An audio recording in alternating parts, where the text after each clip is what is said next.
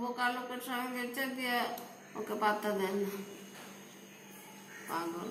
আর ওই টাকার তুলনায় পয়সা কম, তার জন্য ওদের মাথায় ছিট ধরেছে, মাথা মোটালে। ওটা তো মেশিনে হচ্ছে।